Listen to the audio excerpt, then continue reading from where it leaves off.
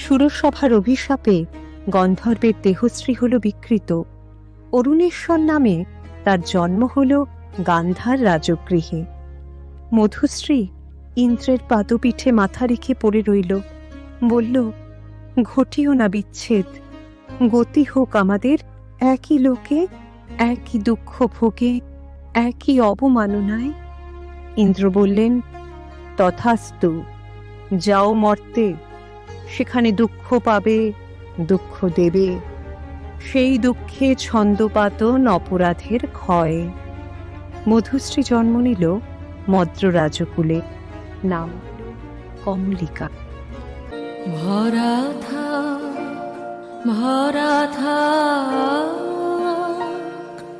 স্মৃতি সুধায় বিদায়ের পাত্রখানি। ভরা থাক মিলনের উৎসবে, তাই ফিরায় দিও আনি। ভরা থাক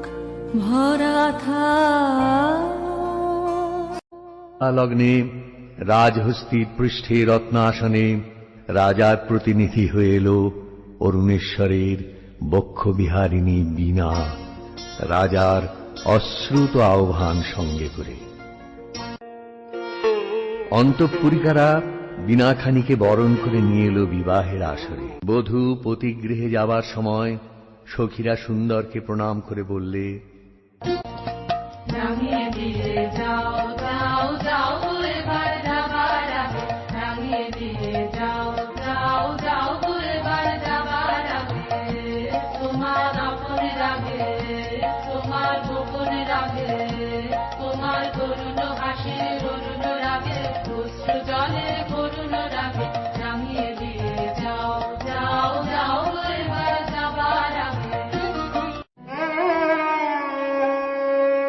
রাজবধূ এলো পতিগৃহে, দীপ জ্বলে না, ঘর থাকে অন্ধকার।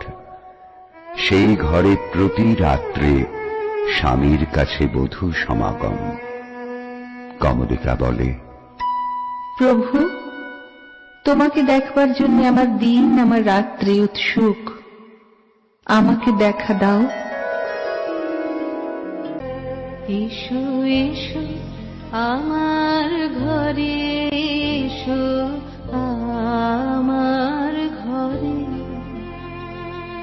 বাহির হয়ে এসো, বাহির হয়ে এসো, তুমি যে আছো অন্তরে, এসো আমার ঘরে। রাজা বলে, আমার গানেই তুমি আমাকে দেখো, আগে দেখে নাও অন্তরে, বাইরে দেখবার দিন আসবে তারপরে, নইলে ভুল হবে, ছন্দ যাবে ভেঙে। কোথা বাইরে দূরে যায় রে উড়ে, হায় রে হায়, হায় রে হায়। অন্ধকারে বীণা বাজে, অন্ধকারে গান্ধর্বিকলার নৃত্যে বধূকে বর প্রদক্ষিণ করে। সেই নৃত্যকলা নির্বাসনের সঙ্গিনী হয়ে এসেছে তার মর্ত দেহে। একদিন রাত্রির তৃতীয় প্রহর, শুকতারা পূর্ব গগনে, কমলিকা তার সুগন্ধি এলো চুলে দিলে রাজার দুই পা ঢেকে।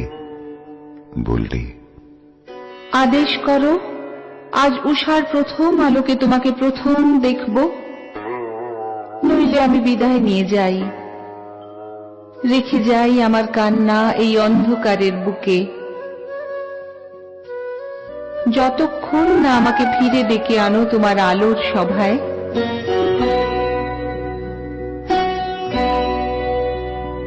আমি তারে দাঁড়ে, আমি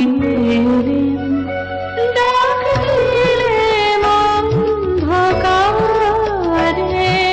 হারে আমি এলুম, তারি দ্বারে আমি এলুম। রাজা বললে, প্রিয়ে, না দেখার নিবিড় মিলনকে নষ্ট করো না, এই মিনতি। এখনো তুমি অন্য মনে আছো, শুভ দৃষ্টির সময় তাই এলো না। মহিষী বললে, প্রিয় প্রসাদ থেকে আমার দুই চক্ষু চিরদিনই কি থাকবে বঞ্চিত? অন্ধতার চেয়ে যে বড় অভিশাপ। অভিমানী মহিষী মুখ ফেরালে। রাজা বললে, কাল চৈত্র সংক্রান্তি, নাগকেশরের বনে নিভৃতে সখাদের সঙ্গে আমার নৃত্যের দিন। প্রাসাদ শিখর থেকে দেখোছি। মহিষীর দীর্ঘ নিঃশ্বাস পড়ল। বললে, চিনব কি করে? রাজা বললে, যেমন খুশি কল্পনা করে নিও, সেই কল্পনাই হবে সত্য। আজি দক্ষিণ দুয়ার তোরা, আজি দক্ষিণ দুয়ার, এসো রে, এসো রে, এসো রে, আমার বসন্ত এসো, আজি দক্ষিণ দুয়ার। চৈত্র সংক্রান্তির রাতে আবার মিলন। মহিষী বললে, দেখলেন নাচ, যেন মঞ্জরিত শাল তরু শ্রেণীতে বসন্ত বাতাসের অধৈর্য, যেন চন্দ্রলোকের শুক্লপক্ষে লেগেছে তুফান। কেবল একজন কুশ্রী কেন রসভঙ্গ করলে? ও যেন রাহুল অনুচর, কি গুণে ও পেল প্রবেশের অধিকার? রাজা স্তব্ধ হয়ে রইল। তারপরে উঠল কে? যাকে দয়া করলে যেত তোমার হৃদয়ে ভরে, তাকে ঘৃণা করে কেন পাথর করলে মনকে? অসুন্দরীর জন্য তোমার এই অনুকম্পার অর্থ বুঝিনি। ওই শোনো, উষার প্রথম কোকিলের ডাক, অন্ধকারের মধ্যে তার আলোকের অনুভূতি। আজ সূর্যোদয় মুহূর্তে তোমারও প্রকাশ হোক আমার দিনের মধ্যে, এই আশায় রইলেন। রাজা বললে, আচ্ছা, কথা তোমার রাখব, কিন্তু তাতে ইচ্ছা তোমার পূর্ণ হবে না। জ্বলে উঠল আলো, আবরণ গেল ঘুচে, দেখা হল, তোলে উঠল যুগলের সংসার।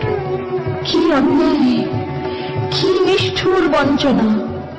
বলতে বলতে কমলিকা ঘর থেকে ছুটে পালিয়ে গেল।